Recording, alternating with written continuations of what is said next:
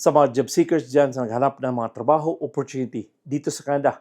Again, sabi ko sa inyo, sana mapanood niyo buo ito ating video dahil andito po lahat ang impormasyon kung paano mag-apply at anong agency po ito.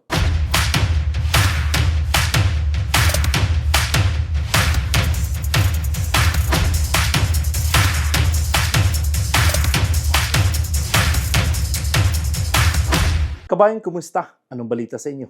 So yun guys, ito ating pag-usapan ngayon ay itong ang job opportunity. No? Ito po ay legit agency. Kung kayo man ay mga high school, may mga training sa TESDA, subukan nyo itong applyan kung kayo man ay qualify. No? Subalit siya sabi ko sa inyo na dito sa pag-apply sa Canada, importante na kayo ay merong sapat na work experience. No? Dahil dito nga sa Canada, dahil sa dami ng kompetisyon na nag-a-apply, maraming nag-a-apply dito. Subalit, ang importante dito na kayo ay medyo nasa taas ng level. Dahil talagang napakaraming gustong pumunta ng Canada. No? And again, dahil nga din dito sa pabago-bagong sistema ng Canada, sana po ay talagang bilis-bilisan nyo konti. No?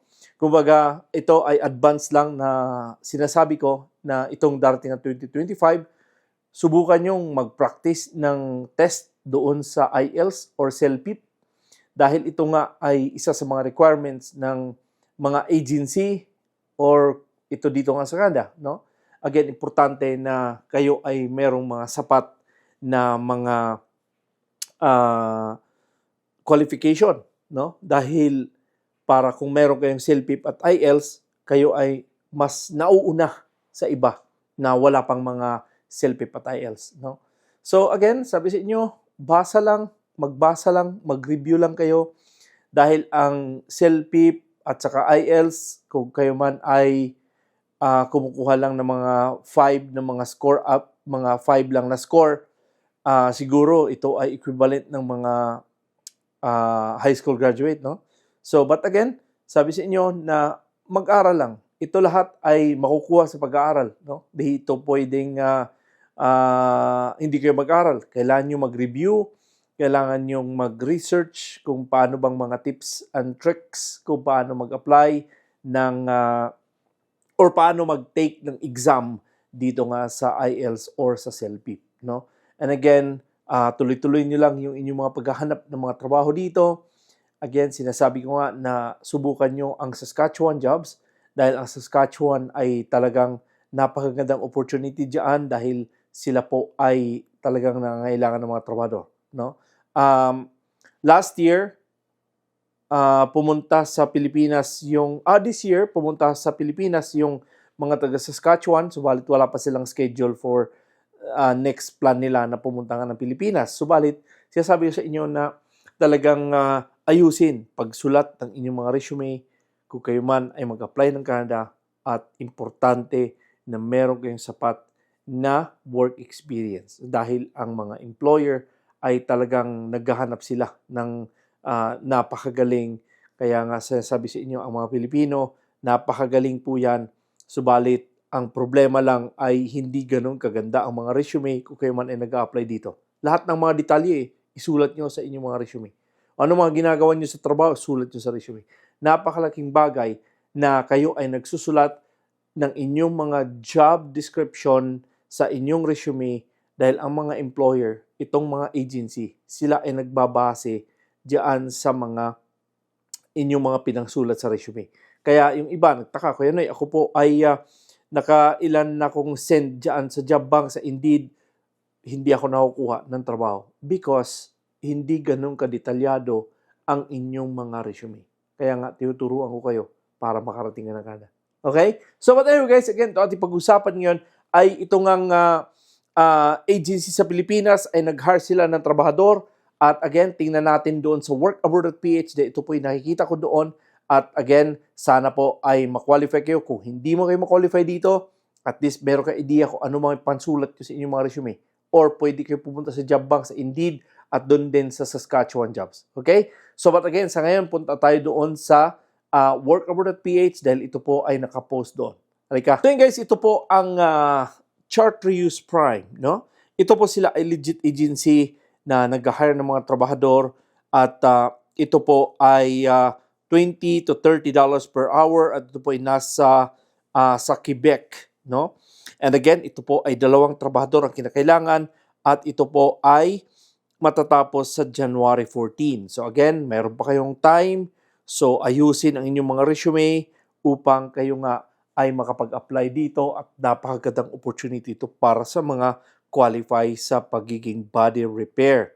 Okay? So again, 2 katrabaho ang kailangan and again, ayusin ang inyong resume. So dito, sinasabi dito sa job description and again, kung kayo man ay mga body repair na nagtatrabaho, pwede niyong kopyahin to at saka pwede niyo na lang medyo dagdagan niyo na lang ng konti ang inyong mga ano pa bang mga ginagawa niyo bilang isang body repair. Okay? So, importante po na isulat nyo na maayos ang inyong mga resume. So again, ito po ang job description. Repair and replace front-end components, body components, door and frame, and underbody components.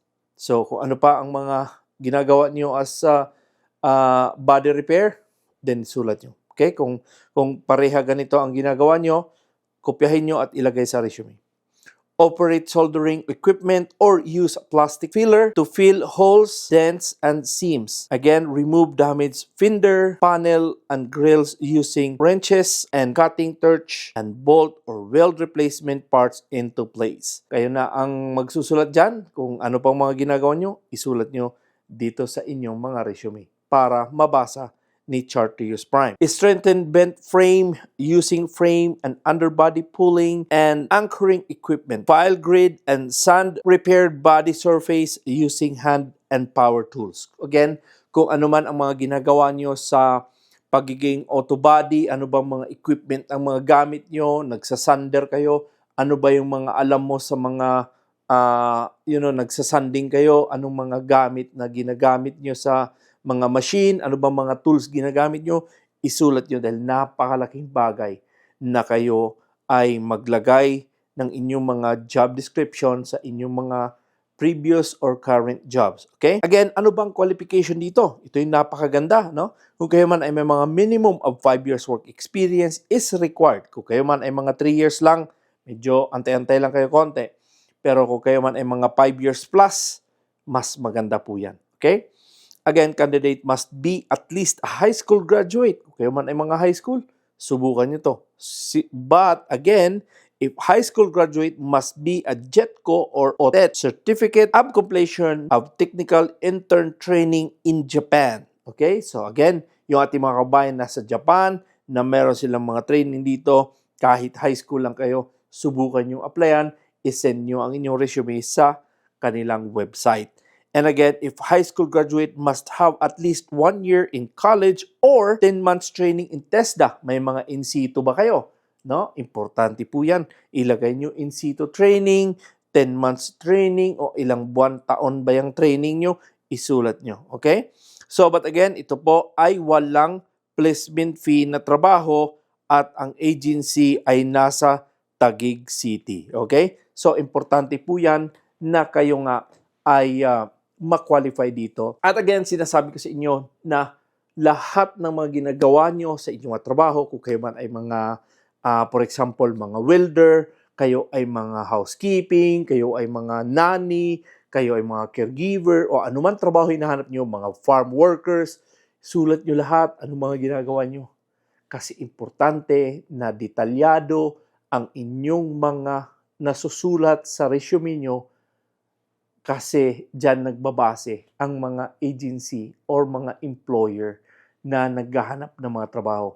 Huwag niyo antayin na panghulaan kayo, no? Huwag niyo hantayin na panghulaan kayo ni Chartreuse Prime na okay, oo, siya nga ay isang body repair, di ba? So importante na isulat niyo lahat ng mga ginagawa niyo, sulat niyo kasi importante po 'yan na kayo ay magsusulat.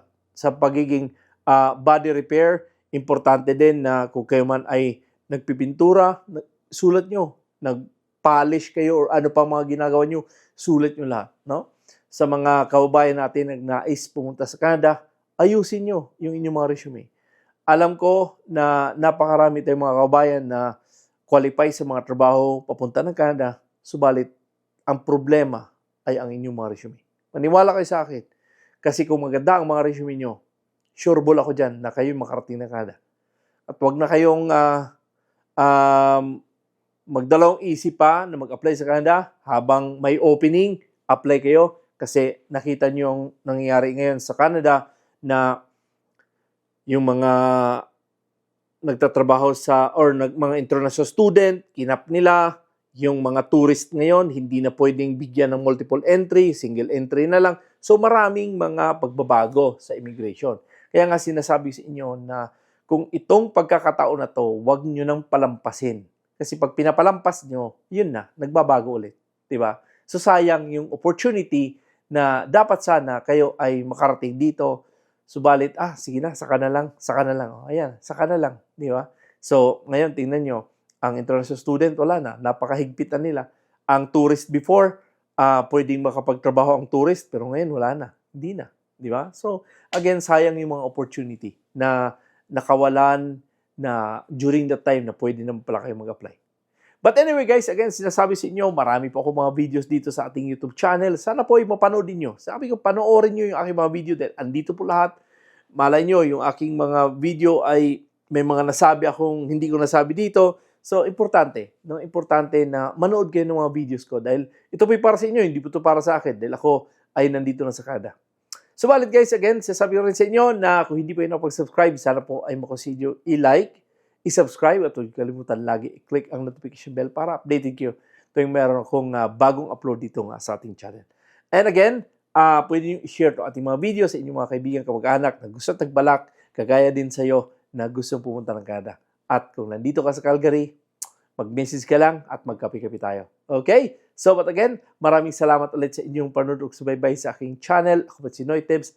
God bless and a wonderful day.